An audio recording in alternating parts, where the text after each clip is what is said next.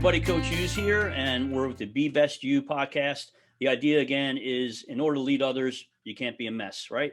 So working on yourself as a leader is something that is not selfish. Actually, it's selfless, and that's in a lot of the conversations that we have. But super honored to have on the podcast Alan Stein Jr. Hello, Alan. Hey, John, it's so great to be with you, my friend. Yeah, I was super excited. Anybody who knows me, or if you don't, guys, I'm a son of a coach. My nickname is Coach. Basketball was the sport that I related to the most when I was growing up. Unfortunately, being 5'6" and a half, even though there are guys in the NBA that are about my size, I didn't have that skill. But Alan, you started off and I'll let you do this. You start off your career, in the beginning there as working with high school and a high level, and then moved in and did a lot of consulting and stuff like that. But what I love about your book is you've taken all your experiences and put them in a wonderful book called, as you can see right behind me, Raise Your Game. And I see that you have another book coming up in April. Yes. Which I'm pretty awesome. I'm looking forward to getting that one.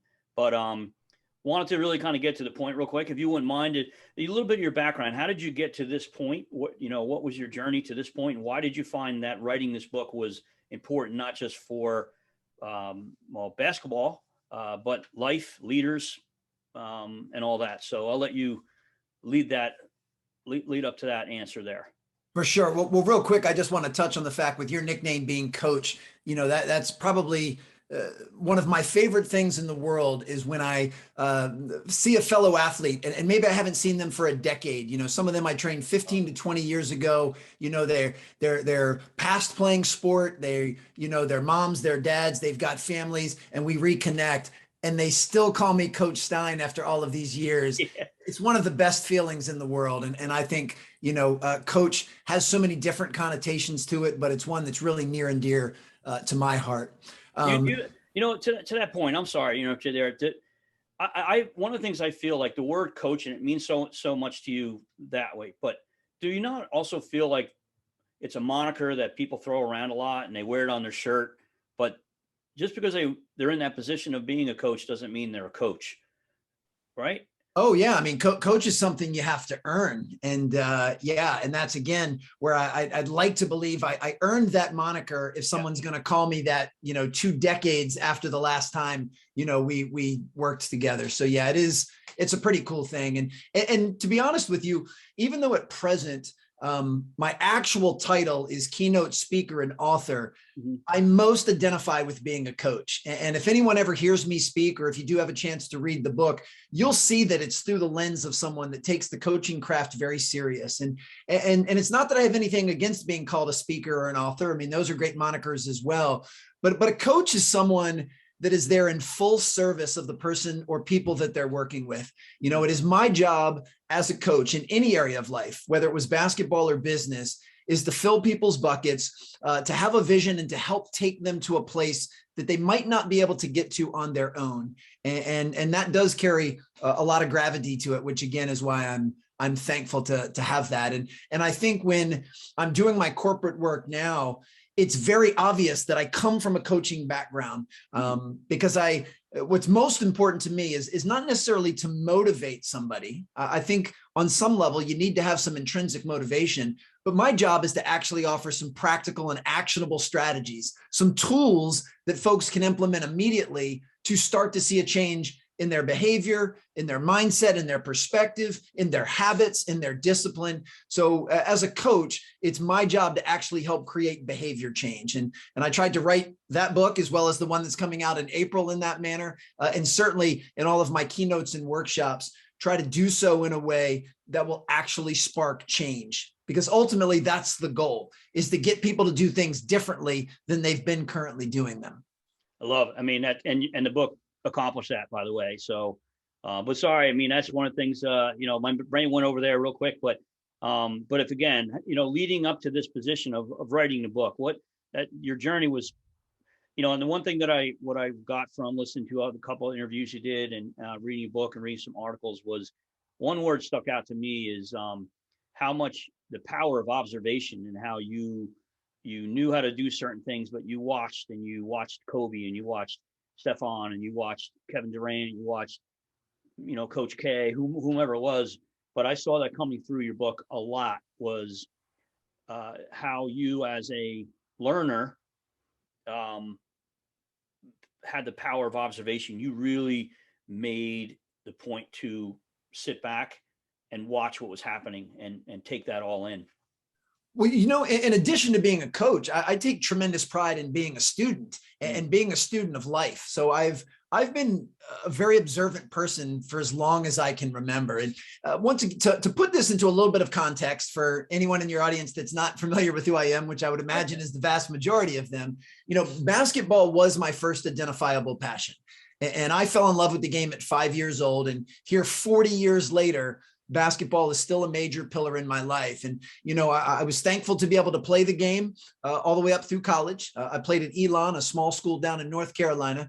And when I was graduating from Elon, there was one thing that I knew for certain, that basketball still needed to be a major part of my life. So I decided to become a basketball performance coach and focus on strength, conditioning, fitness, nutrition, mindset. And as you mentioned, I worked mostly at the high school level, but was able to work with some pretty remarkable high school programs and players, which then gave me opportunities to do some contract work with Nike basketball and Jordan Brand and USA basketball. So I really was, in the throes of the game of basketball for the vast majority of my life. And it was recently, as of 4 years ago, that I decided to make the pivot into the corporate speaking space, because I wanted to take all of those lessons and strategies that I'd learned from elite level players and coaches and show folks how to apply those to their business or to any other area of their life. And in order to do that, I had to be incredibly observant. I don't take for granted that the game of basketball has afforded me some remarkable experiences and opportunities to be around the guys you just mentioned. I mean, to be behind the curtain with Kobe Bryant and LeBron James and Kevin Durant and Stephen Curry and Steve Nash. I mean, it's just remarkable. And I feel that it's my job as a coach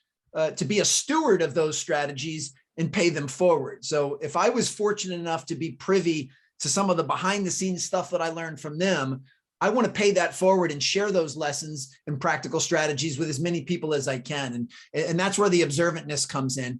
But I still do that today with my own craft. Right. I mean, any chance that I get to observe anyone that's a high performer in any area of life, I want to make sure I take advantage of that opportunity. And I've got pen and notepad, ready to rock and roll and take some notes. So I enjoy very much being a student of life, but also enjoy very much being a coach and be able to put those things into practice with others. Yeah, I remember my mom was a teacher, my dad's a teacher. And I remember seeing a quote, the best teachers are students of teaching. When I talk to people and what I do is they know how to do something. They know where, what, when, with what, all that kind of stuff. But I tell a quick story. My daughter's 7 years old and I played basketball, been around coaching my whole life. And this was my first coaching opportunity. And I was 7-year-old girls and it's the first practice and you guys excited and they're all looking at me, big wide eyed, ready to go. And I went, oh crap. And what did I tell them to do? Run. And it was a galvanizing moment because that's when I realized that I knew how to play basketball. I had been coached how to do all that, but I never knew how to coach it. Mm-hmm. And I came to the realization that, just because you're a coach doesn't mean you can coach. You have to learn how to coach and be a student of coaching and that's what definitely came through your book. And what you just said is over all the years of you teaching it, you also were observing as much or even more. And being a student of coaching is I think that's what really makes it the best coaches. For sure. And I tell you what, to give yourself some grace and some compassion, every one of us at some point in our life has had that deer in the headlights moment in some area, whether it's been academics or sports or business, that's going to happen.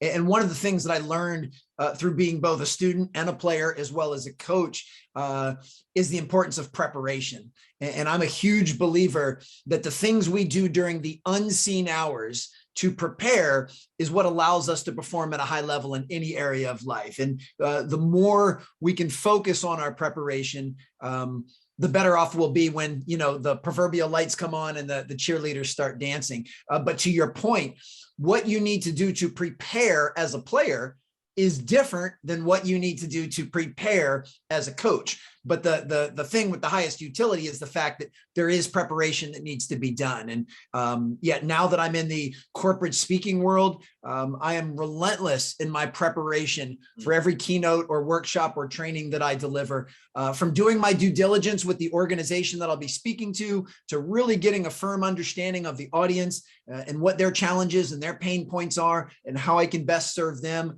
to actually being able to deliver that content in hopefully a captivating, motivating, and humorous way. And all of that takes a tremendous amount of preparation. So my goal is to make sure every engagement that I do, I'm as prepared as possible, because preparation is a controllable factor. And but I just love the way that you brought up the fact that the preparation is different for these different areas of our life. But the key is just making sure we are prepared. Yeah, I mean, I would say, and respect the process is one of the things that you speak about throughout the whole book as well. And Stephen Covey comes into mind with, begin with the end in mind and sharpen your saw and all that kind of stuff. But I think that that's what a lot of people do. Is there's something I speak about where we've always been told to work smarter, not harder. And the guy who told me that wasn't somebody that I ended up respecting a lot. And the way he came to me with, it made me feel like I wasn't that smart. And I kind of changed it around. I say, no, it's not work smarter, not harder. It's learn to work smarter, always work hard. Mm-hmm. And as I read your book, that mindset, you actually talk about that too, kind of, it validated my mindset that working hard is always important, but learning to work smarter, being vulnerable or willing to put the effort in is really there. So again, respect the process. For sure. Well, and so basically, and I'm glad that you went in this direction. I mean, I think there's a trilogy of components that are required for high performance in any area. The work hard, which you just mentioned, which we've all heard that since we were little, but lots of times it doesn't come with a tangible definition. Like, it's just something people say, you have to work hard, you have to work hard. And I haven't found too many people that actually define it. So I look at working hard as intentionally leaving your comfort zone with purpose.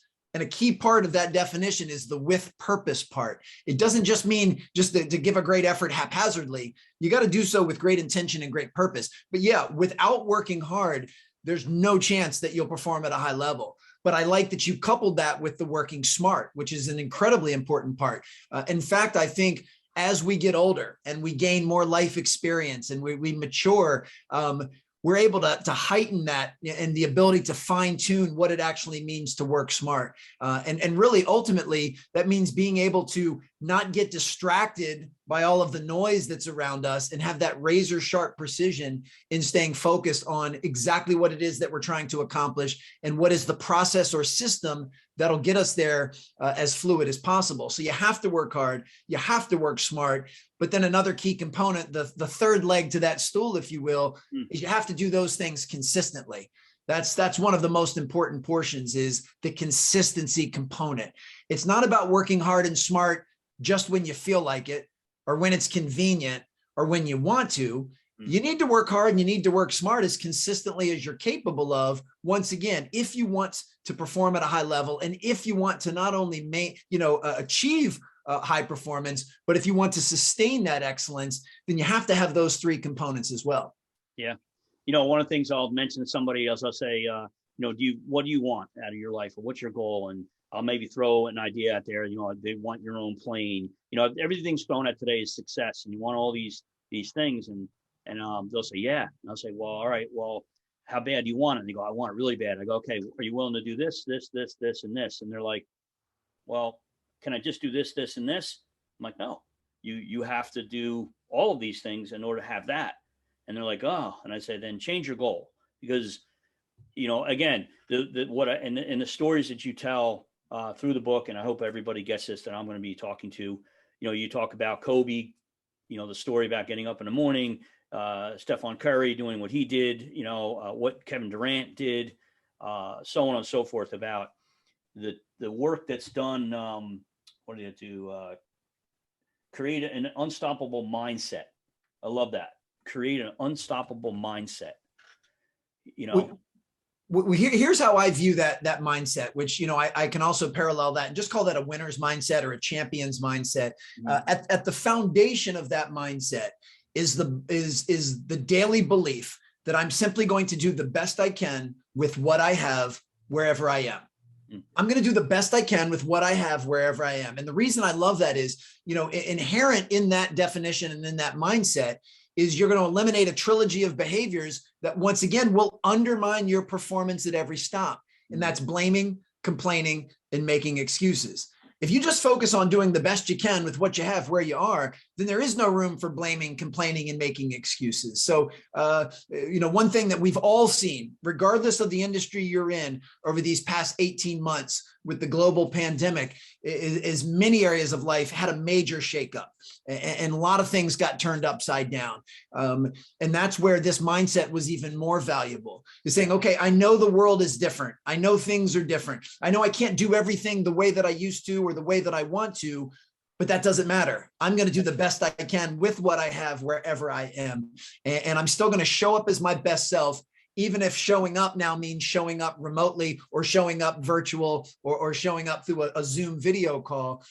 That's not going to change. And I found that for me personally, that when I can eliminate or at least drastically reduce the temptation to blame, complain, and make excuses, now I hold myself fully accountable to everything. And to me, having that mindset of extreme ownership is really, really important. Now, to clarify, that doesn't mean that a lot of the things that go on in the world are things that I like or even are my preference. It just means I accept the reality of what's going on, and I'm going to focus more on my response to what's going on than to what's actually going on. See, for me, the heart of having a winner's mindset or a champion's mindset or an unbeatable mindset is not letting the outer world dictate your inner world. It's not letting the circumstances and situations and what people say and what people do affect your attitude and your mindset and how you show up. That all needs to come from within.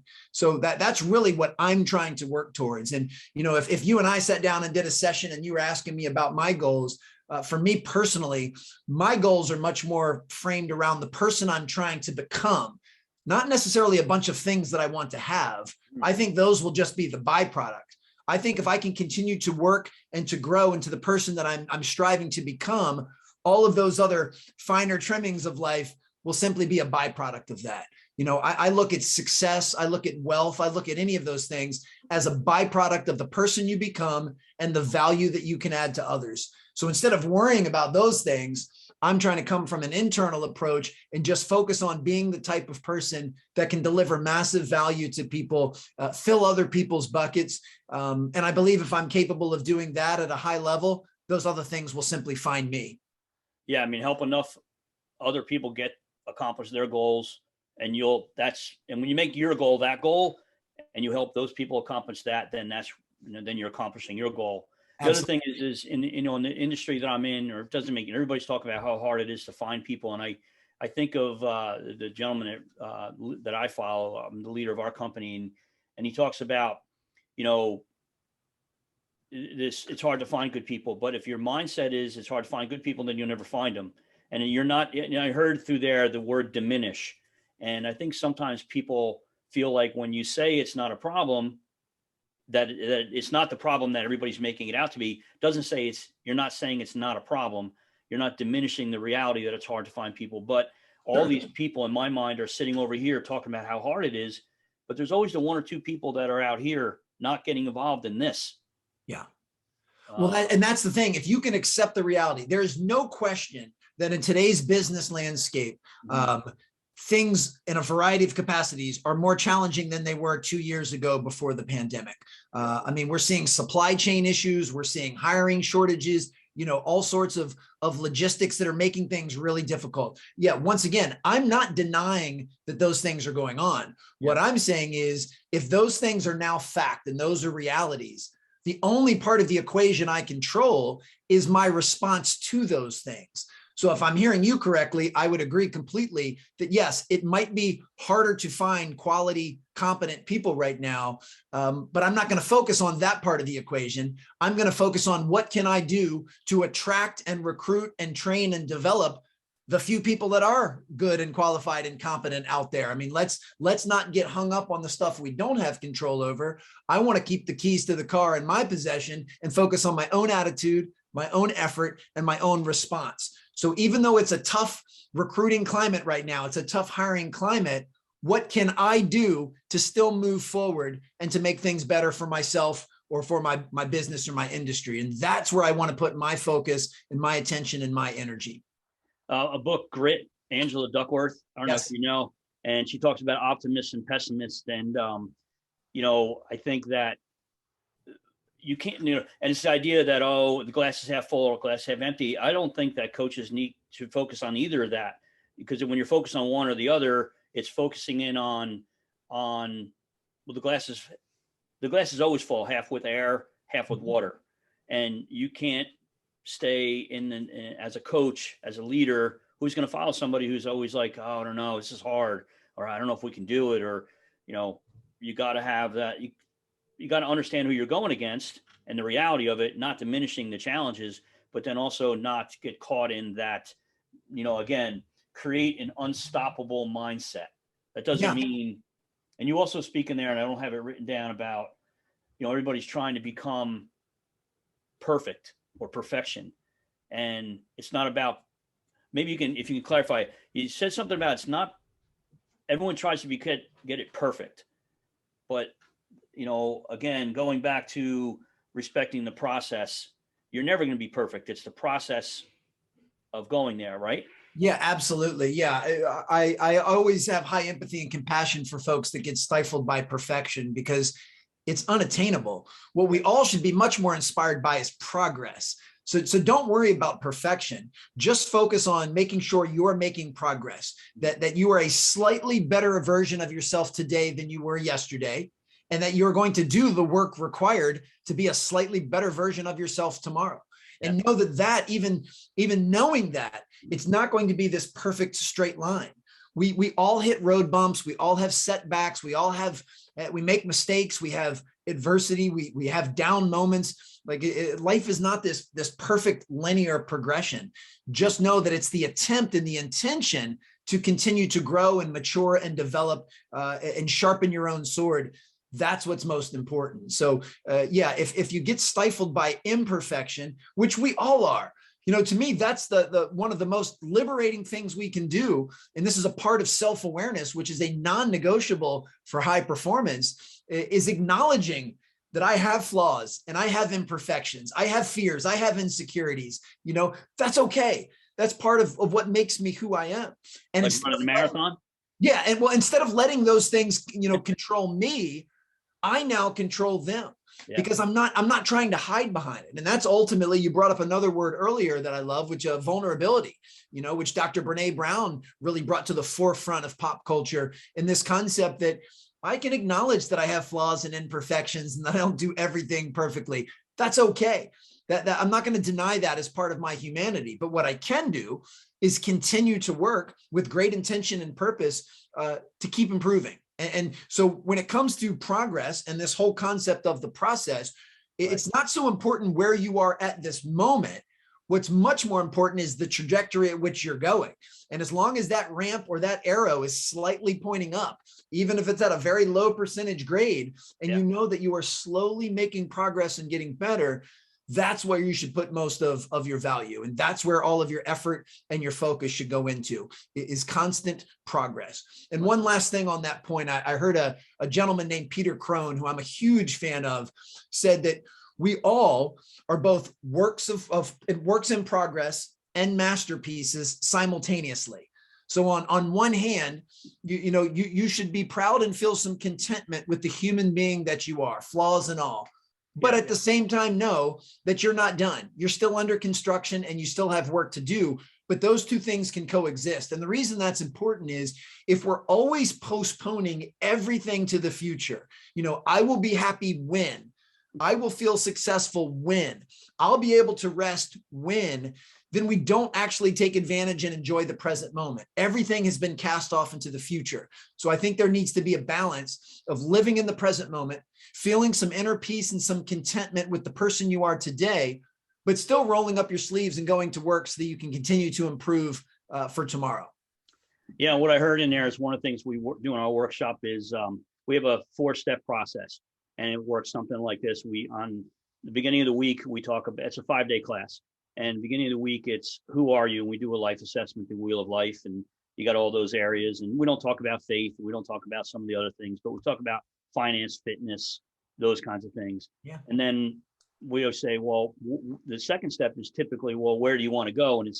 And most of the time, it's not where you are. Meaning, I don't want to be the person I am. I want to be this person. And what we have found, or I've learned, is too often everybody starts working towards that end goal when you have to address your habits first, meaning what got you to where you are today. Yeah. And if you don't change you don't change that mindset, you don't change some of those choices, you don't change some of those habits, the goal that you want to accomplish over here, you're never going to get there, because how you got here is going to prevent you from getting to where you want to go. Absolutely, man. There's so much gold in there and so many things popping into my mind. Well, one of the things that I talk to all the time, and I did this in basketball and I do this now in business, is your behaviors and your beliefs need to be in alignment. You know, that if you have this lofty goal, but your work habits don't mirror or aren't in alignment or in harmony with that, then one of them needs to change. Either you need to change your habits or you need to lower your goal. And anytime you say that to someone, you know, and you say it with a smile and a wink, nobody wants to readily lower their goal. Like, nobody wants to shoot for mediocrity. Everyone wants to continue to aim high. So of course that means then the only thing that can be improved in that equation will actually be your habits. And two things come to mind with what you just said. And all of this loops in nicely with this concept of the process. So for me, I'm 45 years old. Mm-hmm. I have a very crystal clear vision of the man that I want to become 20 years from now. I like looking out 20 years into the future. And for without getting too granular, I want the 65-year-old Alan to be physically, mentally, and emotionally fit. I want the 65-year-old Alan to have a very deep connection with his children, his family, his friends, and his loved ones. I want the 65-year-old Alan at that time to be doing work he considers meaningful and in service of others. So that's a vision of the man I want to become. So here's how I put that into practice. Right now in my life, in my day-to-day, in my daily life, every decision I make, from what I'm going to eat for breakfast to what I'm going to watch on Netflix to who I'm going to follow on Instagram, I quickly run through the filter of, is doing this going to take me a little bit closer to becoming that 65-year-old Alan, or is it going to take me further away? And then my goal is to make as many decisions as I can that are in alignment with becoming that person. Is making this decision going to make me more physically, mentally, or emotionally fit? If it is, then I do it. If it's not, then I at least give some pause and some hesitation before considering doing it. And to piggyback on what we said earlier about perfection, I'm not batting 1,000 with this. I don't make perfect decisions all day, every day. I have setbacks and have boneheaded judgment just like everybody else. But I will say with great confidence that the vast majority of the decisions that I make in my life, large and small, are in alignment with becoming that person. And I know that time is not promised. I know there is no guarantee that I'll live to the age of 65. But if I do, that is the man that I will become. And it won't be an accident and it won't be luck.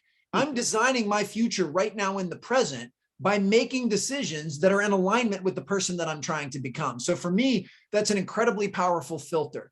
And it literally, I'm to the point now where it just takes a split second with every single decision I'm presented in a given day and saying, is this going to move me a little closer? And one of the most important parts of that is not worrying about the perfection. That when I make a decision that's not congruent with who I'm trying to become, I just quickly move to the next play. And every single night before I go to bed, I ask myself the same question. I say, I just traded 24 hours of my life for the progress that I made today. Am I happy with that trade? And if the answer is yes, I made some really good decisions today, then I look forward to a very restful and peaceful night's sleep. If the answer is no, today was not my best day. I made a couple of bad decisions today. I learned to forgive myself, give myself some grace and some compassion, wipe the slate clean, and still get a nice, restful, peaceful night's sleep, because I know tomorrow is just the next play. And with that type of mindset, and it's incredibly basic. I mean, that's a very basic mental construct to view life through, but I find it something that's incredibly helpful. Yeah, the word gut punch kind of comes to mind, and I hope everybody who's listening to it maybe got it. I know I did. One of the things we talk about as coaches, there's practice coaching and game coaching. And I clarify, I really stress that practice isn't about eliminating mistakes. It's about creating mistakes and failures so you can learn in the game, because game, you want to minimize them, right? Of course. Well said.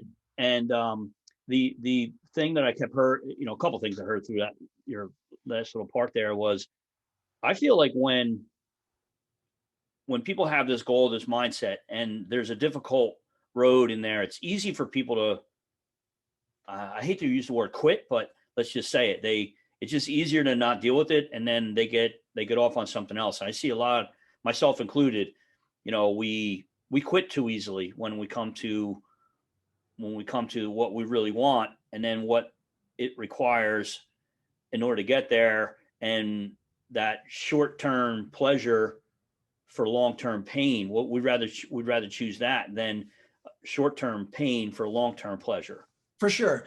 Quitting's an interesting one, because I do think in this hyper hustle motivational world we live in, especially with a lot of stuff on social media, wow, that everyone keeps saying that you should never quit, but I don't necessarily agree with that. Now, I think if the reason you're quitting is because you're facing a little adversity, or something's a little harder than you thought it was going to be, then that's probably not the best reason to quit something that you're trying to achieve. However, if you are proceeding forward and you're making progress, maybe you realize that what you're trying to achieve isn't what you thought it was going to be in the first place. Or maybe you find out that, you kind of need to reroute and redirect towards something different. There are times when quitting is an incredibly smart thing to do. I mean, we don't want to keep working and pursuing towards something that's putting us in the wrong direction. So right. I think we got to be careful in labeling it that. And another good analogy comes to mind. And I know this one has become slightly cliche and a little bit overused, but it's still incredibly paramount, is this idea of like a GPS system. And a GPS really only needs two coordinates. It needs to know where you are at the moment. And the reason that's so important is the GPS doesn't care where you were 5 years ago, 5 months ago, 5 weeks ago, 5 days ago, or even 5 seconds ago. A GPS only needs to know where you are right now in this moment. And I think that's an important lesson for all of us to remember as well.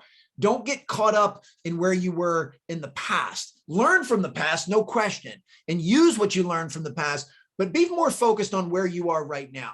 Mm-hmm. And then, of course, the second coordinate that GPS needs is where you're going. It needs that end addressed.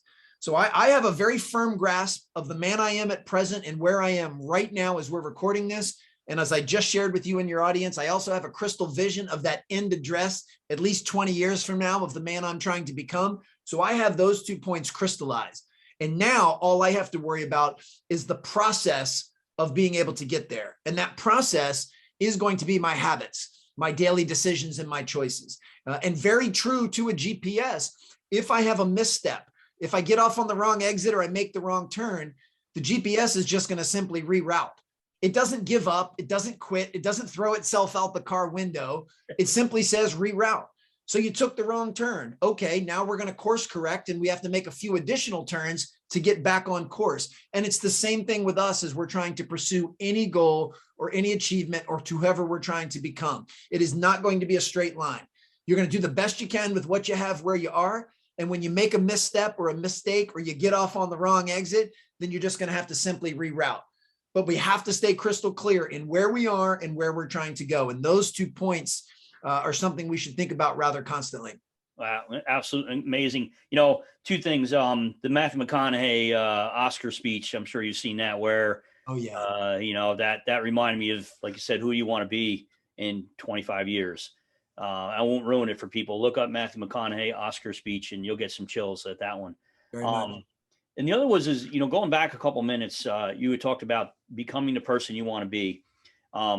The premise of our whole week is, in order to lead others, you can't be a mess. So be best you. Mm-hmm. And before we teach people how to manage and lead, we say, would you lead? Would you follow you? And we say, let's do this personal assessment of who you are. And then once they know who they are and they're okay with that, and they beat themselves up to a point, and then we say, can't live in the past. Yep. You are your past. Don't ignore it. But now what are we going to do moving forward? And one of the things that I think I heard in there was a personal mission statement or vision statement. And that was when you were talking about who you want to be, is that something that you've written down someplace, or where did that come from, or how did you create that? Well, it all comes down to clarity. I mean, yeah, you have to have, and intrinsic in that is the clarity of knowing exactly who you are now, yeah, and who it is that you're trying to become. You know, ambiguity fogs motivation. So, you know, if you're very vague in your goals, you're going to be very vague in your results. So the more clarity you can have, the better off you'll be. And to me, you know, that's one of the most important components. And a good portion of that, and this is why I love the theme of your podcast and all of the things that you and I discussed even before we hit record, is the ability to prioritize your self-care and taking care of yourself. I mean, that has to be leadership 101. That in order for you to be able to fill other people's buckets and to show up as your best self and to add maximum value and make a maximum contribution, your bucket has to be full. You know, you mentioned earlier about the glass half full versus glass half empty, you know, and that's been around forever. But one thing I know for sure is you can't pour anything out of an empty cup. So if that glass has absolutely no water in it, you have nothing to give anybody else. Yeah. So while everyone else is arguing over whether it's half full or half empty, all I'm worried about is making sure I have more water in my cup so that I can give it to others. And with that means you have to prioritize your own self-care. That you have to, and this piggybacks nicely on what you were talking about with habits, you know, that we have to create the habits and the morning and the evening routines that allow us to fill our own buckets mentally, physically, emotionally, and spiritually, if appropriate, so that we can be our best selves. And this is another one of those principles that has incredibly high utility, because this is not just so you can show up as your best self in your work environment. This is also so you can show up as your best self at home. Be the best spouse that you're capable of. Be the best parent that you're capable of. Be the best contributing member of your community that you're capable of. So leadership starts with filling your own bucket so you have the most to give others, and then you do so in service of those that you lead. Yeah, I mean, again, the perception sometimes when you're working on yourself, that's selfish. And what we're realizing is that, especially in a leadership role, working on yourself is selfish when you're not working on yourself. Yes. And I see a lot of leaders don't do, oh, I don't want to read, or I don't have time for this, or I don't have, myself included.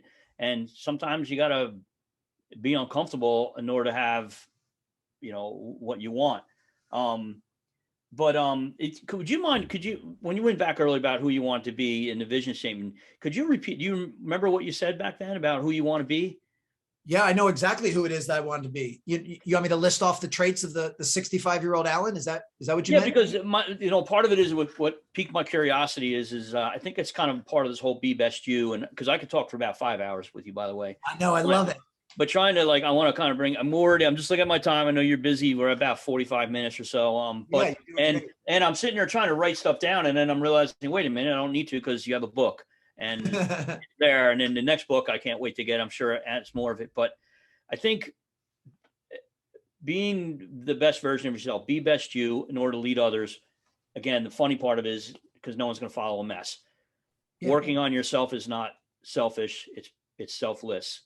And the big thing I see is a lot of young people in particular in the industry I'm in don't have positive mentorship, don't have fathers at home. And if they do, they probably shouldn't be there. Coaching, all that kind of stuff. They're learning in a lot of different places that I didn't have to learn in. And what I hear is this vision statement or mission statement. A lot of people kind of either poo-poo it, push it off, or I don't know how to do it. And I'm working on something right now that's just kind of doing. I think it would be a perfect way to kind of bring this to a close with be best you. But that's something that you're going to share again that to me is something that you put a lot of thought into. Oh, absolutely. Well, let me just say this. I've been a guest on a lot of different podcasts, and I give 70 keynotes a year. I share a tremendous amount of information, and I'll be the first one to say that everything I share is not necessarily a great fit for everyone that hears it. One of the most important things we can all do as human beings is discern which things work well for us and which things don't. Perfect example is I happen to be an early riser. I've been that way ever since I was a kid. Like, I love the early morning. I love the hours between 6 and 9 a.m. And that's when I'm my most productive, physically, mentally, and emotionally. So I schedule my day around that. But I'll be the first to tell you that getting up early is not necessarily the best fit for everybody. You know, I have a very distinct morning routine that I follow because it works really well for me to perform at a high level. And I'm happy to share that morning routine, but I would never in a million years tell everyone they have to follow that routine or that is the best or perfect routine, because it's not for everyone. Right. So even having the mission statement or the vision statement that I have, it's worked well for me, but it might not be a great fit for everybody else. The key is having the discernment and the self-awareness and an openness to listen to all of this information that's being shared by a variety of different people and figure out which stuff works in your philosophy and your perspective and which stuff doesn't. But it's also having the humility and vulnerability to acknowledge that sometimes we need to change our philosophy or our perspective. So one of the hardest things is when we're rigid. And that was something that if I could give my younger self some advice, it would be to be much more open and flexible and fluid and a lot less rigid in being able to change my mind. So the reason I say that is, and I'm happy to share my vision statement because it's worked well for me, but I want every single person listening to this, you need to figure out your own habits and your own morning or evening routine and your own vision statement and your own ways of doing things. And then ultimately it comes down to do more of the things that work and do less of the things that don't. And I always love that. And I say it with a smile because of its simplicity. But a lot of life is simply trial and error. You know, just because you read it in a book doesn't mean it's going to work for you. Give it a try. And if it works for you, great, do more of it. And if it doesn't, then either be able to pivot or tweak or try something else. But I never, ever want someone to think that I believe that the way I do things is the only way or even the best way. All I can say is I've worked on this formula for a long time with myself, and it works well for me. And I'll keep tweaking it and pivoting and changing and rerouting my own GPS as necessary. But to answer your original question, so for me, I think to show up as my best self in any area of my life, I need to be physically, mentally, and emotionally fit. Physically, mentally, and emotionally agile. Because if you're not agile, you're fragile. So I do things to make sure that I'm working on my mind, my body, and my heart every single day so that I can be physically, mentally, and emotionally fit. I place a huge value on relationships, especially those in my very tight inner circle of my children and my family and my friends and folks and work colleagues. So I want to make sure that I'm doing everything in my power to continue to deepen and forge stronger relationships with that group. So that's why that's part of my vision as well. And then because I am a coach and have been my entire life, I believe in servanthood. I believe in being a service leader and being a servant leadership. So I want to make sure that whatever I'm doing when I'm 65, it is of service to other people, that I'm finding a way to add value or contribute to the world around me. Now, will that still be as a keynote speaker and an author? I don't know the answer to that. Maybe or maybe not. But I know that whatever work I'm doing then, and you better believe I'll still be working at 65, not out of necessity, but out of preference, because I love what I do. Yeah. And I have a tremendous gratitude for the opportunity to do it. But whatever I'm doing at 65, I can promise you it will be trying to fill other people's buckets, because that's something that I believe is my calling and my purpose. So that's why those are kind of the major three pillars of the person that I'm working to become. But also know that it's not all postponed to the future. At present, right now, I consider myself physically, mentally, and emotionally fit. I have wonderful relationships with my kids and my family and friends. And I am doing work, whether on this podcast or at the next keynote I'll deliver, that is in service of others. So it's not a postponement of becoming that person. I am that person now, but I want to continue to elevate and to grow and to develop to a higher version of that 20 years from now. Yeah, no. Yeah, that's about another 45 minutes. And there's about 10 things that I would love to chat with you more about. But and I'm hoping that we'll be able to connect again here in the future. But in the meantime, what would be the best way for people to learn? And you have a lot of really great material out there that you give out for free. But obviously being a keynote speaker and presenter, there's opportunities for you to maybe come and work for companies. What would be the best way to get in touch with you, to maybe order your books, to potentially have you speak at and maybe one of their events? So how would they do that? What would be your way to get in touch with? The hub of everything is alansteinjr.com. Okay. I have an ancillary site, which is strongerteam.com. And that'll pretty much lead anyone to anything that I offer that can hopefully be of value. I'm very easy to find on social media. I'm at Alan Stein Jr. on Instagram, Twitter, Facebook, and LinkedIn. I have a podcast called The Raise Your Game Show, which obviously is the same name as the book. You can find the book wherever they sell books, but most people tend to get it on Amazon. And then the follow-up to that, Sustain Your Game, High Performance Keys to Managing Stress, Avoiding Stagnation, and Beating Burnout, will be out April 12th. And really, if Raise Your Game was to show folks how to get to optimal performance, Sustain Your Game is going to give them the tools they need to stay there for long periods of time. So if anyone listening to this, if I can ever be of service to you personally or to your organization, don't hesitate to reach out, send me an email or an inquiry form on the site, or shoot me a DM on social. I love, folks that want to engage and talk about this stuff further. Well, I will say that, I reach out to a lot of great people, but you set the bar, and it goes back to something you spoke about with Coach K about writing a personal letter back. And right away, you got back to me and on every single email, and, and your team did as well. So I appreciate that, and tell them thank you. Hopefully we'll get to chat again, and I will put this together. I'll edit it out and I'll send it out to you, and love to be able to help you out with anything that you need as well. But awesome. This was a lot of fun. Thank you so much for the opportunity. I appreciate it. And you're a genuine person. You can tell, and you're doing it. You talked about how you're doing it. You're going to be 60, 65. I'm not going to retire because I love what I do. And, but a big thing is the Be Best You is, don't fill other people's buckets to make you happy. Right. And I think a lot of people sometimes make that mistake where they're coaching other people trying to fill that void in their own life. The idea of Be Best You is you got to fill your bucket first.